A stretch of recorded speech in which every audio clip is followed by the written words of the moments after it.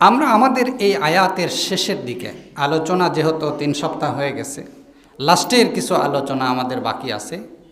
এটা হচ্ছে ওই হাদিসটা নিয়ে, যে হাদিসটা আমি তেলাওয়াত করেছি, ওই হাদিস এবং আয়াতের ভিতরে যে প্রশ্নগুলো রেখেছিলাম এই প্রশ্নগুলো নিয়ে। প্রথম নাম্বার, যাদেরকে আল্লাহ তাআলা তৈরি করবেন দিন থেকে, ইসলাম থেকে, মুনাফিকরা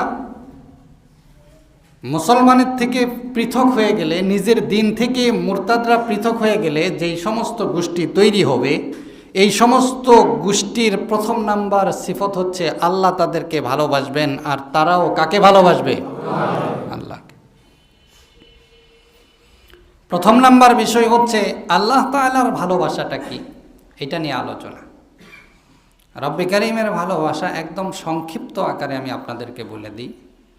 সেটা হচ্ছে আল্লাহ তাআলা ভালোবাসার দিক থেকে পুরা জাতিকেই সমান তালে ভালোবাসেন। সুবহানাল্লাহ।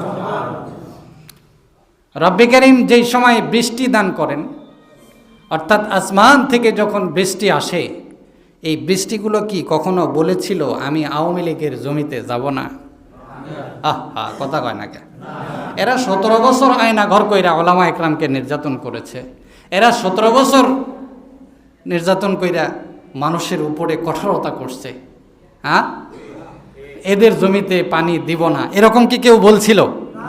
কোনো মেঘ মুয়াজ্জিন সাহেব ইমাম সাহেবের সামনে ঘুমাচ্ছে, ওনার জমিতে যাবে না পানি, এরকম কি বলছিল?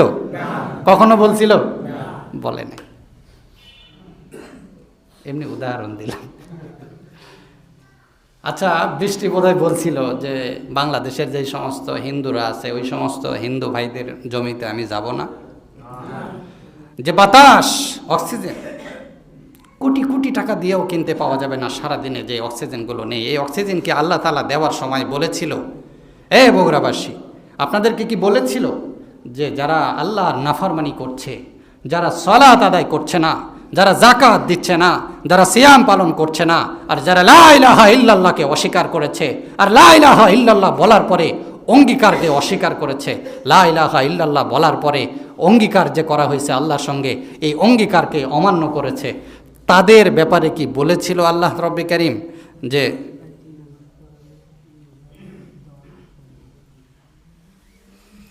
ব্যাপারে কি বলেছিল যে তাদের জমিতে আল্লাহ তাআলা বৃষ্টি দিবে না? বলেছিল? তার মানে আল্লাহর ভালোবাসার ক্ষেত্রে একজন কাফের বান্দাকে, একজন মুনাফিক বান্দাকে, একজন মুমিন বান্দাকে, একজন মুসলিম বান্দাকে, একজন আওয়ামী লীগ আর বিএনপি আর জামাতে ইসলাম আর জাতীয় পার্টি বান্দাকে সমান তালে ভালোবাসা। আরো আসতে বলেন।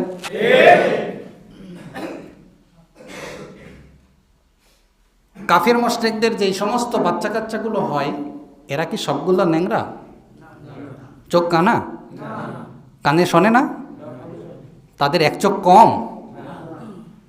রব্বে কারীম জানেই, সেই রুহের জগৎ থেকে জানেই এরা আমার সঙ্গে কুফরি করবে, জানেই তসলিমা নাসরিন কুফরি করবে, জানেই মাসুদ কুফরি করবে, জানেই আওয়ামী লীগের মতো তথ্য সন্ত্রাস যারা ছিল, প্রত্যেক বলবো না, আওয়ামী লীগের প্রত্যেক লীগকে বলবো না, যারা মানুষের উপরে সন্ত্রাসী করেছে, আল্লাহ তাআলা জানতো যে এরা মানুষের উপরে 17 বছর পর্যন্ত নির্যাতন করবে, জানার পরেও কি তাদের 2 চোখের ভিতরে 1 চোখ কমায় দিছিল? কথা ভালো করে বুঝেন আপনারা। এবং এও জানে যে সামনে যারা শাসক গোষ্ঠী হবে তাদের ভিতরে কে কে খাওয়ার জন্য প্রস্তুতি গ্রহণ করেছে। কই হুজুর আপনি খালি আল জায়গায় হাত দেন, জানে না? জানে না?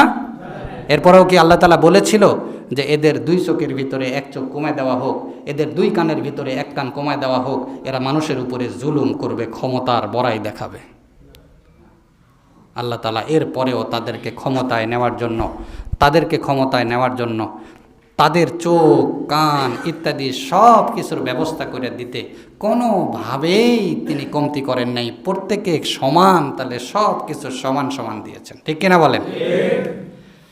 সংক্ষিপ্ত আকারে বুঝতে পারলাম আমরা যে ভালোবাসার দিক থেকে আল্লাহ রব্বে কারীম কাউকে কম বেশি করেন না। তার মানে পুরা জাতিকেই, জালেম হোক আর মুশরিক হোক আর যাই হোক না কেন, দুনিয়াতে ভালোবাসার দিক থেকে সবাইকে আল্লাহ তাআলা কি করেন? সমান।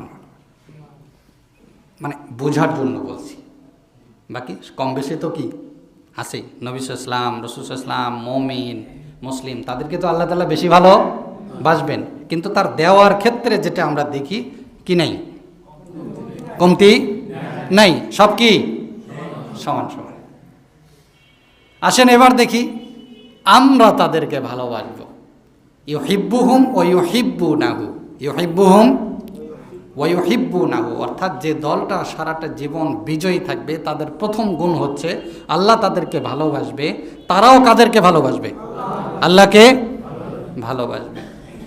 প্রথম বিষয়টা তো ক্লিয়ার যে আল্লাহ তাআলা সবাইকে সমান ভালোবাসে, কিন্তু মানব জাতির ভিতরে কারা আল্লাহকে বেশি ভালোবাসে বোঝা যাবে যেই সমস্ত দল বিজয়ী দল হবে তাদের প্রথম নাম্বার সিফত দেখলেই বোঝা যাবে যে তারা আল্লাহকে কি করে।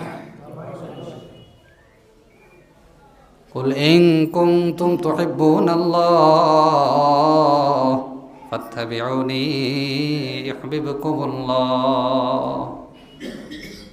কুল ইন কুনতুম তুহিব্বুনাল্লাহ ফাত্তাবিউনি ইউহিব্বুকুমুল্লাহ। আল্লাহকে ভালোবাসা মানে কি? আল্লাহকে পাইলে গোসল করে দিব এইটা ভালোবাসা? বলেন। আল্লাহকে ভালোবাসা মানে আল্লাহ তাআলা বলছেন, হ্যাঁ নবী আপনি বলে দেন, কুল ইন কুনতুম তুহিব্বুনাল্লাহ, তোমরা যদি আল্লাহকে ভালোবাসতে চাও, ফাত্তাবিউনি, আমার ইত্তেবা করো, আমাকে মেনে চলো। সুবহানাল্লাহ বলবেন না?